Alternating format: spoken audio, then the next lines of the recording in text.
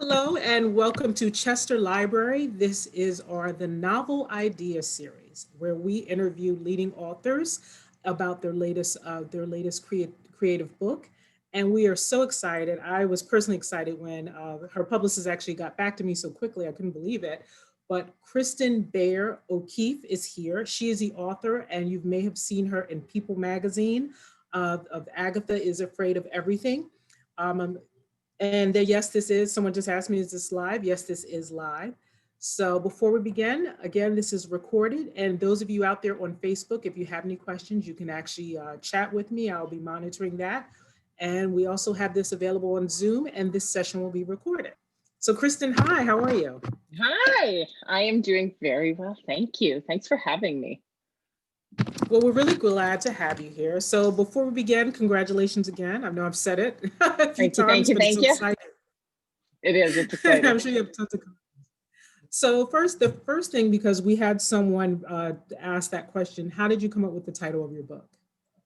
Yeah, so um, Agatha Arch, who's the main character, uses a term. There was actually a different title that was the original title, and it Hmm. was Agatha Arch's Feather Mucking Heart.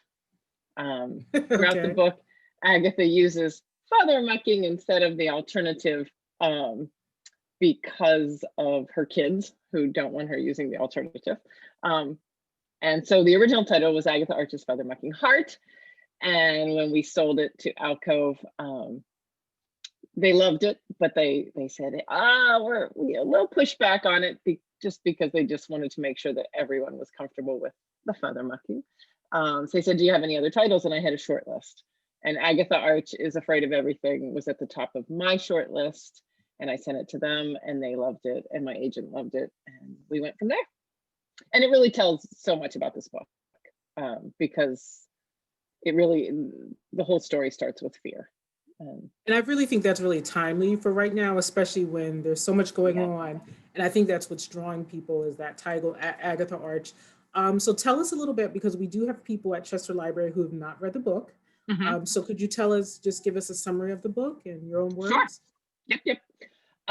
So in the first couple pages, this is not a spoiler or giving anything away that you wouldn't know in the first 2 or 3 pages, but Agatha Arch discovers her husband, her beloved husband, in their shed having an affair with the local dog walker. Oh boy. And Agatha does not take this very well. And she has a very extreme reaction. Agatha has a lot of extreme reactions. Um, but she is somebody who's been had a lot of anxiety and a lot of fear her whole life, but her husband Dax has really been the buffer for that, and he's really helped her manage those fears. It just kind of helped her live in the world with him, and then suddenly he's out of the picture, and Agatha is alone and has to figure out how to live in this world um, with her own fear and how to work through that. And she does not do it in any kind of usual way. Agatha doesn't do anything in the way that somebody else would. So, and that starts her journey. Now, how did you come up with the name of your character? Oh, Agatha means strong. I wanted her because, inside she's a very different person than she, thinks she is at the beginning. And then Arch, when you're really trying hard to do something, whether it's physical or emotional or mental, there's that arch. You really have to arch into doing something, doing the hard things. And she has to really do the things that are hardest for her. And so that's how I came up with her last name. So was that something that you pulled from your personality about the strength and when you brought this character to life? I don't know if it was pulling from me so much. Hmm.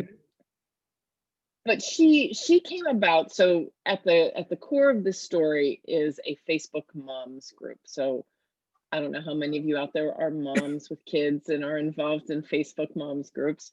But they're a Very scary. fascinating, yes, They're and very thrilling. scary. But they are a social construct. So when I started this book, so my husband and I had lived in Shanghai, China for 5 years, Oh and I wow. became a mom while I was there. So when we moved back here, my daughter was just 3-ish. And so I came back, I was new to the country again, and I joined some Facebook mom groups, and then I joined some in real life groups. Um, and I was just shocked and flabbergasted and surprised. And um, as a writer, I was fascinated, um, because there's just so many different personalities. And so I was actually working on a different book than Agatha Arch, when I came home and when I started, joining these groups. And then suddenly this woman, Agatha, started taking my attention, and I started really dissecting these Facebook mom groups and thinking about the different characters in each one. And I started writing this one, and that's how she came to be. So she was kind of pulled from a lot of different people in my life. Oh, wow. Now, this book, does it stand alone or is it part of a series? It is a standalone. It is a standalone. Now, a number of people have asked me if I'm going to write a sequel to it. Hmm. I doubt it. I don't know where I would take Agatha after this, but you never know. But no, right now it stands alone. It Oh, stands alone. okay. Wow. Now, tell us about how did you feel when you saw that people wrote, again, tell me, people wrote exactly what book that you wanted something about. I'm sorry, a little tongue tied, but people recommended your book to people in their magazine. Right. So I think it's the November 30th issue of People magazine, which is the sexiest man alive issue with Michael B. Right, Jordan on the right. cover. That's I'm why I got always tongue telling, tied in my head. I started thinking, I, you're like, what are you saying? I keep telling people that he is very excited to be in the same magazine with Agatha and I. He may not know it yet, but he is. Right.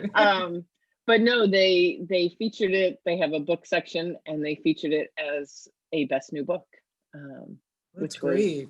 absolutely thrilling, and it caused a big jump in sales. It put it out there to a lot of people who wouldn't have seen it otherwise. So it's really amazing. Wow. So how long have you been a writer? 400 years. So we're like Um, twins. yeah, We're the exactly. same age. I thought you looked familiar. Forever, yes, right down there. I started writing when I was 7. That's when I Oh, figured it wow. out. I know, Yeah. 7. So you really Um, started. Wow. yeah, I wrote my first poem. It was called The Hummingbird. I had never seen a hummingbird at that point in my life. And I was in my room writing The Hummingbird. My 3 sisters and my mom and dad were outside playing wiffle ball, and they were like, "Come on, play ball." And I was like, "I am a poet. I am working. Don't bother me." And my mom was like, "Poet?"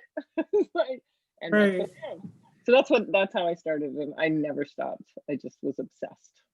And you kept going. Now, how do you, like all this time, how do you keep yourself motivated as a writer? I, I'd like to unmotivate myself sometimes, honestly. Really? Yeah, I'm like just weirdly driven. So you don't have that writer's block that people talk about? Like I've had different authors say, oh, I get this writer's block, and this is my inspiration to kind of break through. Do you have that? I don't. No, I've never had writer's block. I have, like, when I'm working on a project and I get to a really hard place, I have this horrible, uncomfortable feeling, and like Mhm. things like are like bubbling. Like it's not writer's block though. It's like I call it like writer bubble. Like it's not quite ready to like I'm still writing through the pain of that. It's a very uncomfortable feeling, Mhm. but it's like this thing where the voice, everything kind of working its way out of me. But I've never had writer's block. I've only had like complaints that I don't have enough time to write. That's my thing. So how do you sort Hello, of, because I everybody. have a couple of writers, how do you kind of organize all that creativity and bring it to paper and then say, okay, this is an actual book versus maybe this is something I keep in my journal or something I Yeah. just toss, you know? Yeah, it's funny because, as I'm like moving through the publishing process now, where, it's launched, and, this tiny little piece of my head's thinking about my next project, which Yeah. wasn't intentional at all. I was just like, I wake up, I'm like, uh-oh, here we go. Um, so I write essays too. And I just pulled out this ongoing list of essays that I keep intending to go write, that I haven't. And then I have novel ideas, and I email myself a lot. So I have Yeah, so you email yourself, really? I email myself, I send notes, and this weird thing that in the past like 4 months, I on my iPhone and my Mac is Hmm. notes, that notes feature. It's like an app built in. Hmm. And but they what am I trying to say? They immediately sync, right? Oh, I okay. this thing is saving my writing life right now. Like I think of something, I put it in notes on my phone, it shows up immediately on my computer. I organize it. It has a list feature. I'm like selling lists or notes to everybody. Like, you all should use this. I'm like on Twitter going, everybody needs to use notes. Um, Right. so that's another way I organize. And then I just keep going. I don't know. I have 2 novels that I've started. Um, Oh, okay. Now I have to decide which one if either that I'm gonna proceed with next. Okay, so you write, like, you have all this information, you organize it. Now you're down to 2 novels, and then you'll figure out in time as they each progress, the story progress, Well, which I won't one. write them both at the same. So the first one is the one I was working on when I came home and Agatha Arch started to take shape. So I abandoned that with the intent. I've been writing that since 2006. Okay, Um, wow. so that's like this one. It's a big one. Um, and then the other one, I have probably 40 pages written, Mhm. and it just won't leave my head. And so then I started having ideas about it the other night. I was like, oh, hello, idea. But it's actually a good idea. So we'll see. And I have to make a decision, but we'll see. Kind of. Okay. And just to switch gears a little bit, because I know, like I said, some people haven't read the book. Would you Hmm. mind reading a little bit from us, a page or two, to Oh, kind of get I'd an love to. idea? Sure, sure. Oh, someone said they need a Netflix series. Yes, Already, Agatha yes. Arch on Netflix. It. I'll tell you, it would That would be be, really it would cool. be entertaining. Um, okay, so I will jump into, here's Agatha. I don't know if you can see it through my screen Agatha share. Arch. It almost sounds like a spy name. I Oh, like she's a that. spy. Well, that's what she does. She spies on her husband, and then this other character called the interloper. You can And tell I she was has in the spy too. uh-huh. And she has spy pants that she wears. Um, and she fills them, they're just chock full of like everything she could need.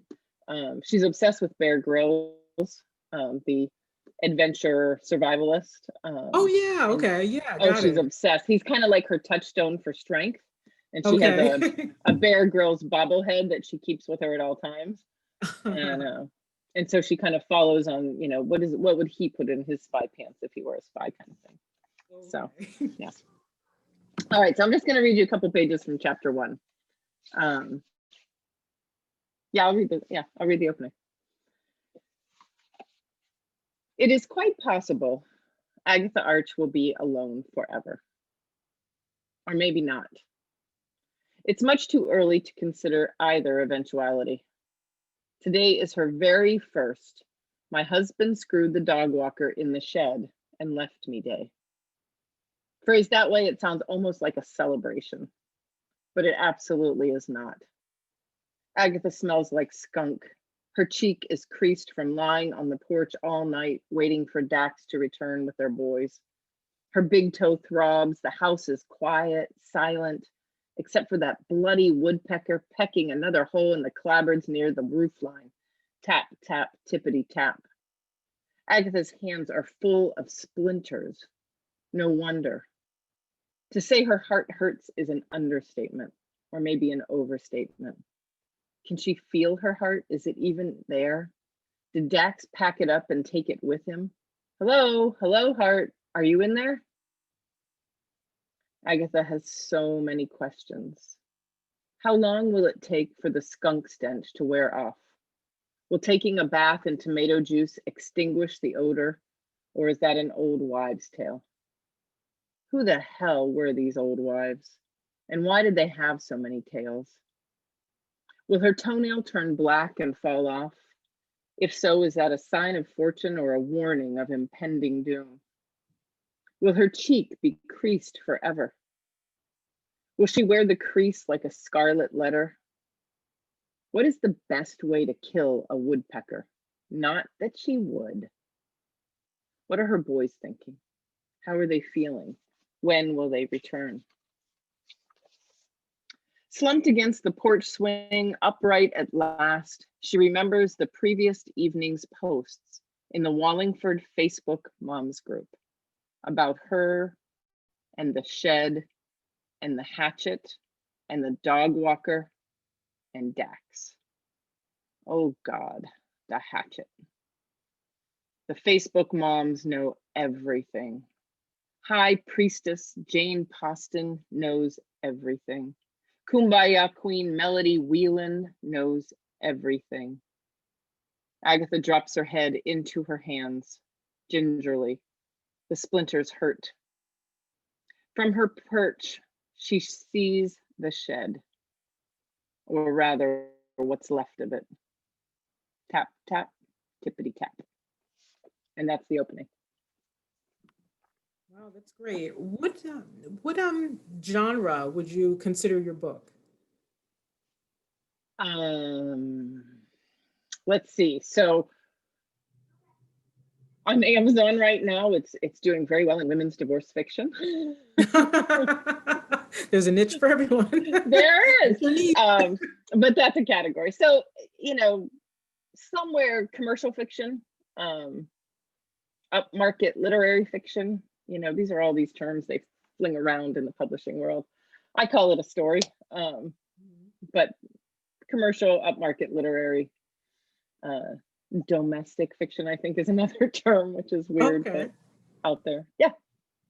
Now here's a fun question. So you have different characters in the book, right? Yep. Which character do you think you would get along with in real life? I you know, I love Agatha, and this is her journey, and she does evolve. So I would definitely get along with her. You know, I would get along with her. But there's all kinds of, you know, like there are some hilarious characters. Her neighbor Carrie Sheridan, who's like this nosy, busybody who wants to match mulch with her and drives her crazy. She would drive me crazy too. So there's a whole cast of them, these women. So likable and dislike. Yes, Just like in the group. yeah, and you know, I think what each one reveals, hopefully over time, is how, you know, each of us has some annoying characteristics at times. You know, and sometimes, you know, you just have to kind of work past those to find the gem underneath, you know. So for people, what would you like someone to take away from the book after they read it? What would you like them to go, aha, what's that thing or that one message, if there is one or multiple? Yeah. Well, I think for me, and I think readers, you know, are going to pull from it what they pull from it. But as the writer, I'm very interested in this cycle of fear, which gets expressed as anger, that hopefully with work and learning and paying attention to the world becomes empathy. And I think that's really Agatha's journey, is that fear, she's afraid of so many things. And there's so much of that in our world right now. There's so many things people are afraid of, and it often just gets expressed as anger. I think that's, you know, the easiest way that people put it out there, rather than face it and deal with it. But I really believe that empathy is our superpower. You know, I'll die on that mountain. Me and Mr. Rogers. I really, you know, so hopefully that arc, fear, anger, empathy, and you're gonna make your world and everyone else's a little better. And I hope I didn't ask this already, but I ask every author, what is your writing style? Like, how would you describe it? My style, like how it sounds on the page kind of style, or process? Some people, you know, they go, you know, would they, you know, how it sounds, or like to a student, this is my, or you're writing, if you had writing students. Sometimes I'm shocked as how many authors view their the way they write different than sometimes the people's feedback when we do the author talks. I know it's a really vague question, but you know, it's funny. I would say it's probably a little quirky. and voice driven for sure. Um, but I like to look at things that not everybody necessarily sees in the world, and I probably see it a little differently. Um, but voices, like when I'm writing, nothing can like really gel until the voice, like I have a hold of the voice. Once I capture that voice and I can access it whenever I sit down, then everything just starts to flow for me. But it's painful getting to it. It's a painful thing. I'm like, Yeah. why do I do this voluntarily? You know? So So you're getting such great, incredible, feedback and from people. Can you share something like one of the most memorable things a reader, sent to you? I read this book, I loved it because of this, or how it affected them. I think that's, something fun. um yeah, I actually, oh, I don't know if I have it here. Somebody wrote, um, if I can look it up really fast. Somebody wrote that I had the funniest sex scene Mhm. and the best paragraph about parenting young children in the same book. Oh, wow. Okay. So I thought that That's was pretty life. sweet. That's life. I was like, well, if I That's nailed great. that, I'm doing all right. So yeah, people have said really nice things. I mean, a lot of people are really happy that there's a book that's making them laugh, but that's also about some very real things that everybody's experiencing right now. So, but with a lot of laughter, which I'm happy about. So you've had positive. How do you deal with maybe the not so positive criticism? La la la la la la. Or how do you deal with that? Because that can be hard because this is your work. Yep. I have, this is my third novel. Um, so I've got much thicker skin now than I did with number one and even the second one. Um, not everything's for everybody, and I just kind of I ignore it. I just kind of go, I don't want to hear from you. Um, but it's life, and it stings, and you go, well, okay, deep breath, go underground for an hour, and come back up and read something that somebody said that's nice about you. So do you Google yourself? I just come up in my own Google searches. It just appears. Um, I try not to read too much about myself now. I admit to looking at, the numbers on Amazon and Goodreads right now. I'm like, how many reviews are there? Because reader reviews on Amazon and Goodreads change so much for a writer. I think readers don't always understand that. They're like, what does it matter if I go and leave 2 lines? It matters like this huge amount. So my eye is sometimes there, but I try not to read any of the comments on Goodreads, either the positive or the negative. I just go to the number and then I'm like, Okay. yeah, I don't want to know. That I'll might be a let, good takeaway for people who want to write. it is, because you can't control that, you know, Mhm. you can only control what you put out there. Correct. And then the world's going to do with it what it does. So I try and keep my positive and go on from there. And we have a Chester Library, we have a writers group. So Mm-hmm. I guess, some of them, they had a talk today and they were getting really frustrated with how to express themselves on paper. Some of them said they want to watch this recording. Can you offer any tips or anything of how they can kind of do that? Sure. I mean, I've been teaching forever, so another 400 years. The thing for me and my main mantra in writing, whether I'm teaching or talking about myself, is that writing begets writing. It's like I say it a million times. Um, and until like, it's not just button chair. I mean, that's the first step. You got to sit down, or if you have a standing desk these days, you can stand up. Right, But right. you have to just start writing. like, yeah, I have students who are so resistant that they're like, I'm going to think about the story for a while. I'm like, stop thinking about the story and simply, start writing. And you don't know where it's going to go, and it may take you down a dead end, but it's going to open something else. So nothing for me, like I'm a pantser, if we're going to go pantser or plotter, I never know what is going to happen next. But I also don't know until I start writing, because then I'm like, oh my God, this could happen here, because that's when like the ideas start to bubble. So I always tell writers, start writing, stop thinking, and a lot happens, when we're out like walking is a great thing for me and for a lot of writers. I solve a lot of problems and I do a lot of thinking, but not without having sat down and let the pen or the keyboard move, you know. So I have a question about that. So, because I hear that a lot from instructors like you, authors like you. Is there a point where you, as a student, that they just have to stop and move on to like a different story? Like, is there a thing, you know what, this is not going anywhere. This is just me Yeah. spinning my wheels. Like, how do you, I guess, could you explain how does that happen and what should they do? Like, how can they recognize it, I guess? So they're not just, Mm. sitting with a bunch of papers in a room because, because Kristen said, keep writing. That's right. Just keep on going. Yeah. There is and I think it's learned though. So I think when you're an early writer, when you're a beginning writer, that's one of the hardest things, is just knowing that there is something that's, gripping about this particular piece.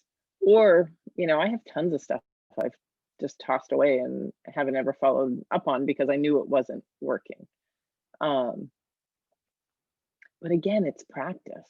And it's also, having, if your writers group is working together, reading out loud to each other, excuse me, reading out loud to yourself, really listening to it, and getting other people's, like, people feel something or they don't, and that doesn't mean on the first draft or, but they feel when something is bubbling. And so, an audience can help with that, a writer's group, a reader's group, a person that you write with. I wouldn't recommend your spouse or your partner, but something like that. Really? Why not? Also, my Why husband not? has still not read this book. I'm such a weirdo about people reading my books when my work when it's in progress, though. So I think that's part of it too, but so much of it's practice and like allowing yourself to experiment. When I was just beginning, and this was, beyond the 7-year-old, but when I was in high school and my undergrad, I just start things and I'd be like, oh, okay, well, I'll go to the next thing. And I just started to get a sense, and reading helps too, like learning what the shape of a story is like, and really starting to understand when a piece of yours starts to take a particular shape. So And that's kind of that the is, technical thing you need to know. Like, I don't know if it's, it is technical, I guess, but it's also gut, like what shape, like, is it a spiral story? Is it a round story? Does it have an edge? That kind of thing. But reading is the other piece of that. It's just reading and reading and reading so that you can start to recognize that in pieces that are out there and published and vetted to some degree by editors and other readers, so that your own eye and your own ear get sharper and sharper to hear what is working, or when something's working, or when something can be, brought full circle. I don't know if that's helpful or not. it was interesting because you mentioned editors. So when you're working with editors, they obviously give you feedback. So how do you know when to, as best you can describe, how do you know when you say, no, I think the editor is not right. This is kind of taking my story a different direction versus, Yep. Maybe director, maybe I should take that advice or suggestion. Yeah, and I think the same thing, even before editors, I think the same thing happens when you're in a writing group, because most writing groups have members, offer advice or thoughts on different aspects of a story or a novel, or an essay or whatever you're working on. And you have to, I remember my first experiences, I'd go home and I'd be like, oh my God, this is just a piece of crud. And I have to take everything that every person said and incorporate it into the story. And then it would just become this bigger jumbled mess, as I was, panicked. But again, that takes experience. It takes reading, it takes listening, it takes going to events like this and listening to writers read. And it takes doing it over and over. It's like playing an instrument, you practice your scales. It's the same thing with a piece of writing, over and over. And you slowly start to get a sense of, okay, what is it that I want this piece to be? And if there's somebody in the group or an editor who's saying something that just doesn't ring true for you, then you say, nope, not taking that suggestion. So you start to get a sense of that. When I was writing Agatha, I wrote what I thought was the final polished version. I took about 2.5 years, and I had a full polished draft, and I sent it to my agent, who was the first person to look at it. And I thought, I was 100% sure she was going to call me up and be like, this is ready to go, let's go. And she called me up and said, I love this, but it's nowhere near ready. I was like, what? And my heart just was like, so she's a brilliant reader. And so I heard her out and I made this long list, talked fast. And I got off the phone and I said, I just got to sit with this. Like, I don't know. Because it was some bigger changes. So I actually walked away, and it was one of those moments in my career. I thought, I'm done. I am done, because in my mind, the only way that I could make it work would be to start from scratch. Wow. Okay. And she was like, I think you can go back in. And I'm not a go back inner. I can't do that. But I took about, I don't know, it was 2 months, 3 months. And I, like, in the first of that, I'm like, I'm done. I'm just going to go be a dentist or something. But then I wake up in the middle of the night and I'm like, ideas are bubbling. I'm like, I can do this. I know how to make this work. And so I sat down and I started from scratch again. And the first, that draft was in first person. And it was a totally different structure and a totally different book. And it took me another 2 years. And then I had it.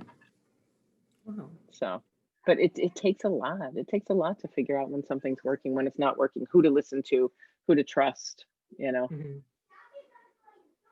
But it's practice, like anything. And it's a lot of work. Wow. So once you have the book done, now I always out there's this, how did you come up with your cover? Especially because I used to work in fashion. So colors, and style, how do you come up with that exactly? Well, you don't often have much input on it.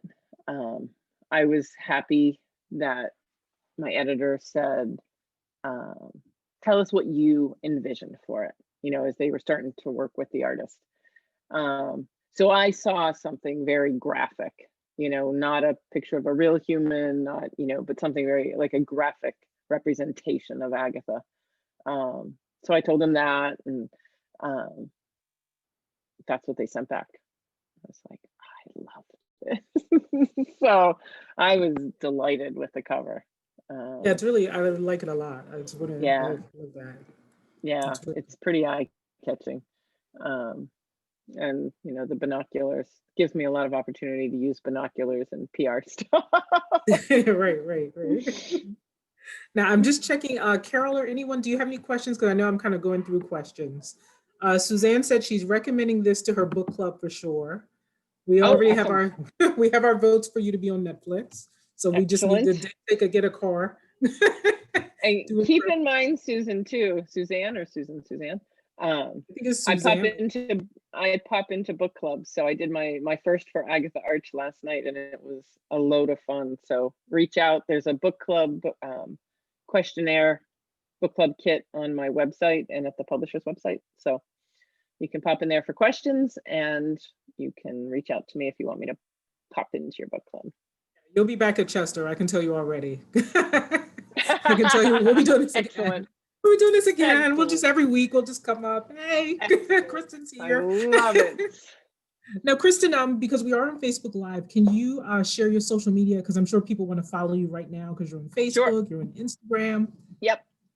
You My Instagram, Twitter, and TikTok, which is very early. So You're a TikTok. That's impressive. I am on TikTok. That is impressive. I only have 9 followers on TikTok, so I have work to do. But I am at K Bear O'Keeffe, KBAIROKEEFFE. And my website is either at www.kristenbear or Kristen Bear O'Keeffe. It answers to both. And what else is there? Facebook. I have a Facebook author page, so you can go on there and search. It's Kristen Bear O'Keeffe, not Kristen Bear. So different ones come up. And I think that's all the social media. I still can't believe you're on TikTok. We'll talk about that after the session. I actually love TikTok. Really? I'm not good at it yet, but so I'm not going to see dancing to the book. you might. Hey, whatever sells. Yeah, there is. I think it's such a fun thing, but I have not mastered it yet. So okay. I'm working on it. Working on it. Now we want to close out. Maybe if you want to close out with a few words about. I mean, this has really been great. I definitely have to have you come back. Just so everyone knows, the book will be in the library, the Chester Library in New Jersey. But is there anything else any takeaways you'd like for any of our Chester Library patrons to know about you or the book? Even something not about the book, something interesting, a fun fact about you. A fun fact. Like I know you went to China, you lived in China. I lived in Shanghai for 5 years, and I'd go back in a second. I love traveling. I think the pandemic has been, crazy hard on us as a family. My husband's from Ireland, grew up there, so his whole family's still there. Yeah, so we always go in the summer, and it's hard not going. We miss everyone. So yeah, I'm a big traveler. I save worms. Again, back to empathy. After rainstorms, I run out, and my kids now and we save all the worms. We live in safe places. And my last library event a couple weeks ago, somebody asked me that, and I told them this funny thing, that I was obsessed with Meatloaf, the man. Are you? and I have seen him many times live. And at one point years ago in Chicago, I actually grabbed his belly.